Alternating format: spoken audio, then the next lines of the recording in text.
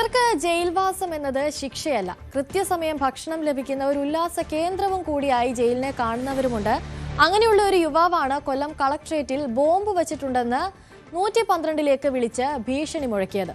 Police ഭീകരവാദം സംശയിച്ച് അന്വേഷണം തുടങ്ങിയപ്പോൾ പുറത്തുവന്നത് വിചിത്രമായ ഭക്ഷണമോഹിയുടെ കഥയായിരുന്നു.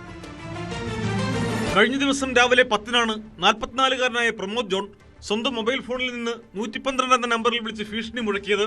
കളക്ട്രേറ്റിൽ വെച്ചിട്ടുള്ള ബോംബ് 50 മിനിറ്റിനുള്ളിൽ പൊട്ടുമെന്നായിരുന്നു ഭീഷണി. ഫോൺ നമ്പർ തെരഞ്ഞ് മിനിറ്റുകൾക്കുള്ളിൽ ഉടമയെ തിരിച്ചറിഞ്ഞു. തുടർന്ന് ടവർ ലൊക്കേഷൻ മനസ്സിലാക്കി പ്രമോദിന്റെ വീട്ടിൽ പോലീസ് സംഘമെത്തി.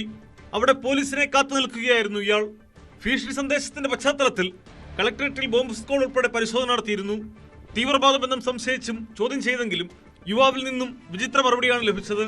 ജയിലിലെ നല്ല ഭക്ഷണം പ്രതീക്ഷിച്ചാണ് താൻ ഭീഷണി മുഴക്കിയതെന്നായിരുന്നു പ്രമോദ് ജോണിന്റെ മൊഴി. ജയിലിൽ കഴിയാനാണ് ബോംബ് ഭീഷണി മുഴക്കിയതെന്ന് പ്രമോദ് വെളിപ്പെടുത്തിയെങ്കിലും പോലീസ് ആദ്യം വിശ്വസിച്ചില്ല. പ്രാദേശികമായുള്ള അന്വേഷണത്തിന് ശേഷമാണ് പോലീസ് പ്രമോദിന്റെ മൊഴി വിശ്വസിച്ചത്. അവിവാഹിതനായ ഇയാൾ ജോലിക്ക് പോകാറില്ല.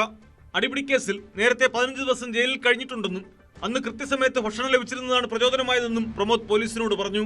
ഇയാളെ പിന്നീട് സ്റ്റേഷൻ ജാമ്യത്തിൽ വിട്ടയച്ചു. ന്യൂസ് 18 കൊല്ലം. കൂടുതൽ വാർത്തകൾക്ക് news 18 Keralam YouTube channel subscribe ചെയ്യുക.